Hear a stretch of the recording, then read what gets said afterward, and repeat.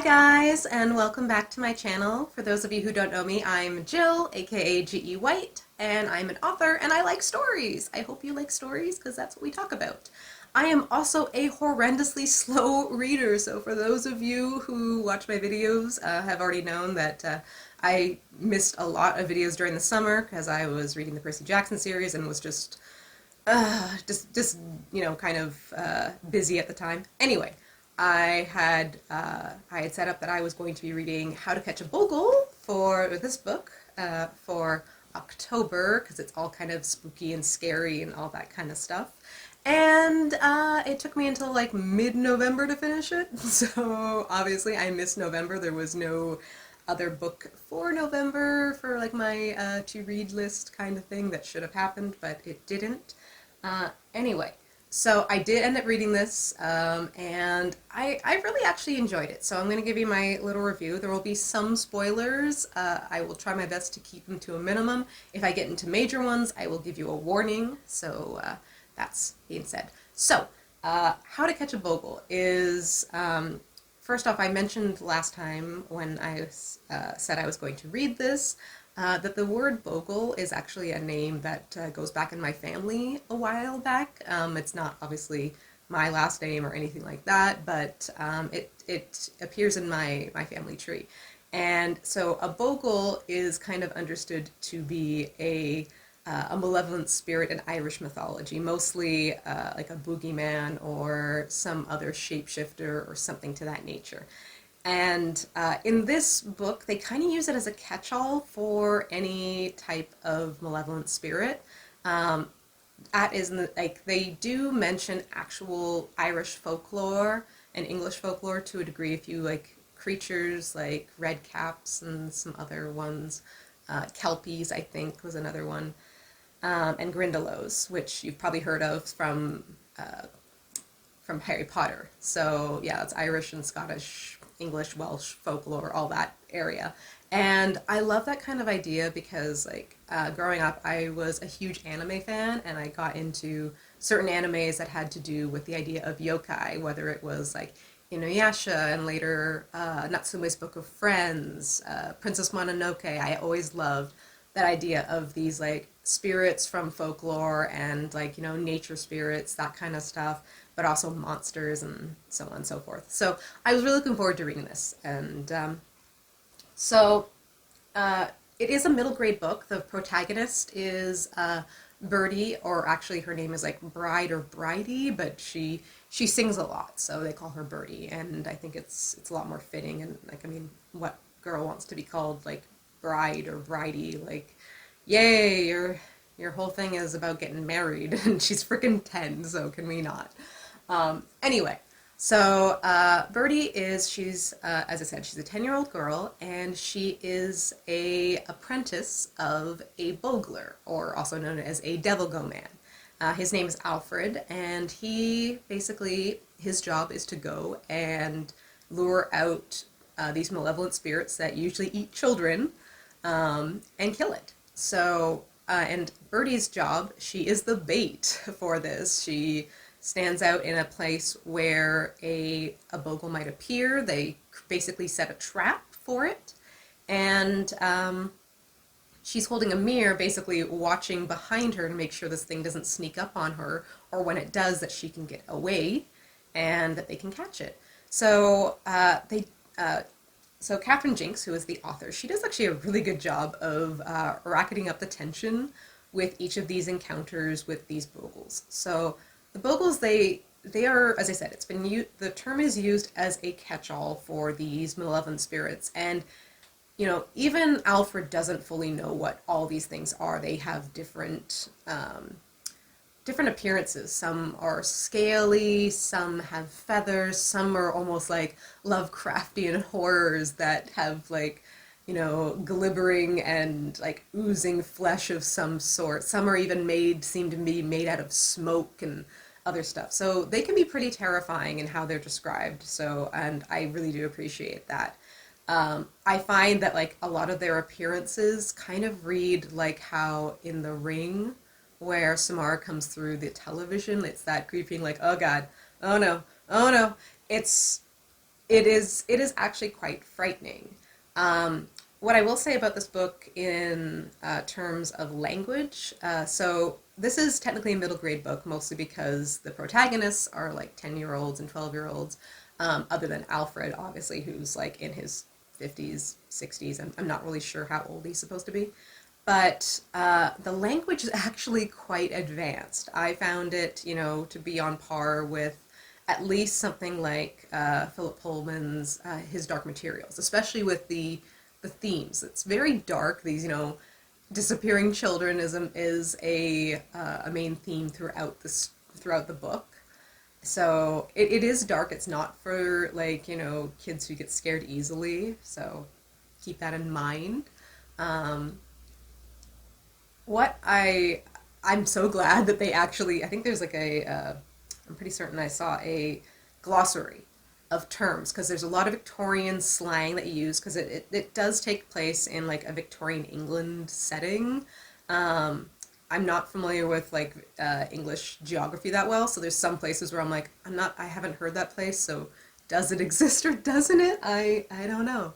So either way, hopefully maybe someone in the comments can educate me about that.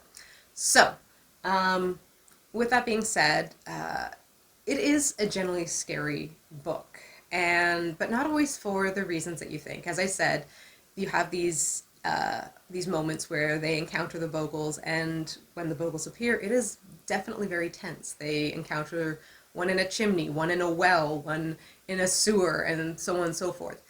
And before I kind of move on to like, more of the horror that is in this book, I do want to talk about how the book is kind of presented, which is kind of like my only main critique of it, which is that there's not a huge overarching through line story. It feels like there are a bunch of vignettes within the book, especially like the first two thirds are a lot of, you know, Alfred and Bertie, they get a job, they go to a place, they lure out the Bogle, they get rid of it, so on and so forth, right? And it's a lot about, these individuals that they encounter who have seen these things, or people who have disappeared. It's kind of mystery kind of stuff, or like, not everybody believes in Bogles, obviously. So, sometimes the servants have to go behind their masters' backs, that kind of stuff. So that's a lot of the story. And then by the last third, you kind of get this bigger, more, I guess, I don't know, more pressing storyline. And this is where I'm going to start getting into the spoilers and into a horror that is, I kind of found somewhat triggering, a little bit. Not because it's ever happened to me or anything like that, but just the idea of it is really disturbing as far as I'm concerned. So, in the last third of the book, we encounter a doctor, and I can't remember his name, of course, right now. But he basically considers himself a necromancer, and he has actually captured a Bogle and is keeping it, trying to figure out a way to control it. And he has ended up basically feeding a couple of young boys to this thing, mostly pickpockets. Kind of the bit of social commentary about people who won't be missed. There's also commentary about child labor and the fact that, yeah, Bertie shouldn't be doing this. Like, she could easily get devoured or killed, as Alfred has lost an apprentice before. So there's always that, and there's, people questioning, like, is this a really good idea? Plus, there's also the question about Bertie moving on. Like, what happens when she gets too old to be bait? Does she become a Bogler herself?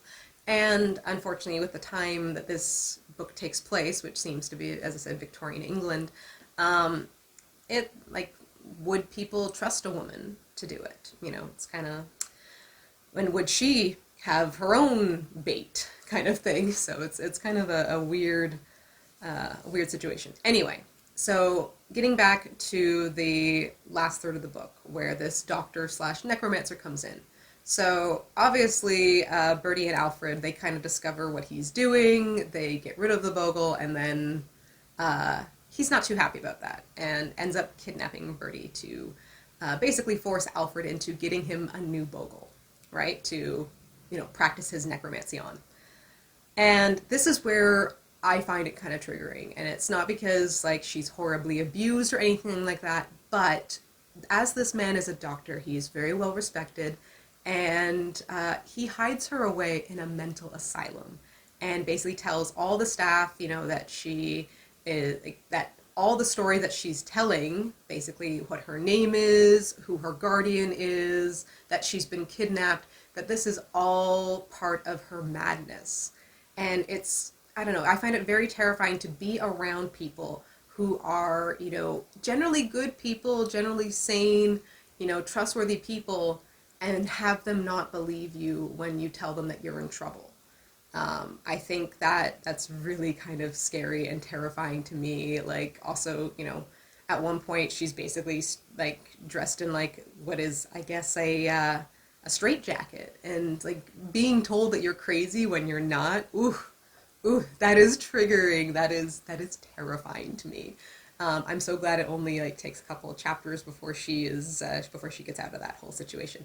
But I know I've probably basically given away most of the plot to this, but I will recommend that you guys do check it out. It is a good book.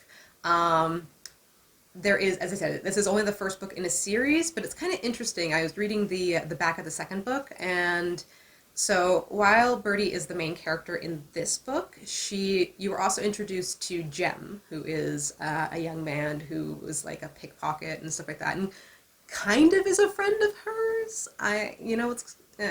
Anyway, she kind of just seems to tolerate him most of the time, but he apparently is like, a more major character in the second book, and it's more about his past. And I think by the end of the book, like, he kind of gets swept up in Alfred and Bertie's, like, their world, and so on and so forth.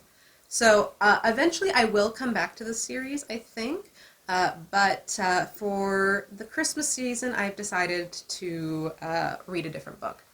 So that's my last little note on how to catch a Bogle. So what I'm going to be reading for the Christmas season, i.e. I'll probably be done by December, as I've already started it, and I'm like 100 pages in, and it's maybe like 400 pages or so. But I might read the second book as well, if I get it for Christmas. We'll see. Anyway, I'm going to be reading A Time of Dread by John Gwynne. So John Gwynne, he has created this universe, and his first quadrilogy was called The Faithful and the Fallen. And I've read the entire, those 4 books.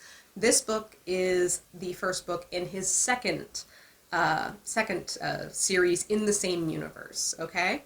So this book actually takes place 100 years after the events of The Faithful and the Fallen, and this series is called Of Blood and Bone. So this is the first book in that. I don't know if it's going to be another 4 books or 3 books, but at least I think 2 to 3 of these books are already out, so I'm excited that I won't have to deal with cliffhangers, because the first series, Faithful and the Fallen, had a huge one in the third book. End of the third book, I was very distraught and wondering what was going to happen. So it was not fun to wait for that one. So I'm kind of glad that I can, when I finish this, getting the next one won't be too much of a chore or having to wait very long for it. So for those of you who are not familiar with John Gwynne and his world, so his world is mostly called like the Banished Lands, and there's been some criticisms that John Gwynne, his writing kind of came out around the same time that the Game of Thrones TV series was really taking off, and he's working in epic fantasy too. It's very gritty, lots of war, but also, magic, these particular items that are of importance. You've got dragons and direwolves and giants. What else is in this? But and that sounds a lot like Game of Thrones. It really does. There's obviously politics and power grappling. But with that being said, I will give John Gwynne, he does take a lot of these epic fantasy tropes, and he does make them his own in many respects, and they're enjoyable books. I'm not gonna deny that. So the other thing is that he puts this other spin on it of kind of having this holy war that is going on between these like extral planar beings, which are basically kind of a stand-in for angels and demons. So the angel race is known as the Ben Elim, I believe is how it's pronounced. And then the devil or demon race is the Kadoshim. And like the first series is all about, you know, these creatures trying to escape from this other realm and into the Banished lands where our protagonists are in the middle of their own fights and stuff like that. So it's a lot of prophecy, it's a lot of that kind of stuff, which I just eat that up. I love epic fantasy. It's a lot of fun. So, as I said, this book takes place 100 years after the original series. I'm looking forward to it. I'm already like 100 pages in, so it probably won't take me long to get through this. I haven't fully connected with all the characters yet, but I know it's just going to take a bit of time. I do enjoy that a few of these characters are actually the descendants of characters from the first book series, so that should be interesting, even though at this point they are not chapter characters, because Gwynne, he does write in a similar style as to George R. R. Martin, hence why people often will compare his books to Game of Thrones, because every chapter is a third-person perspective chapter. But he almost kind of chooses characters that are like, I don't know, like protagonist adjacent sometimes. So I'm kind of curious to see where that goes. Overall, I'm excited to see where this is going. It is dark. So far, there's been like a human sacrifice and some other stuff going on. So cool. Plus, talking ravens. Like that was one of the best things of the first book series was these talking ravens. I loved them. I loved them so much. Anyway, so yeah, I'm going to be reading this, really enjoying it. If you guys have read it already, please let me know. I'm about to sneeze. Oh, sorry, excuse me. I don't have corona. It's okay. So, yeah, hope you guys are having a good holiday season. And do please stay safe during this time, because it's a bit of a crazy world out there. Hopefully you guys can spend some time with your family. I know depending on whether, you know, your area's in lockdown or whatever, you're gonna have to, you know, make preparations, but hopefully you can at least, you know, celebrate, you know, whatever you do celebrate religious wise, or just, you know, being with family during the winter time, that you guys can do so safely and see all your family and be happy. So yeah, hope you guys have a good day, night, or whatever you're up to while you're watching this, and have a good holiday, be safe, and thanks for watching once again. Alright guys, till next time, bye.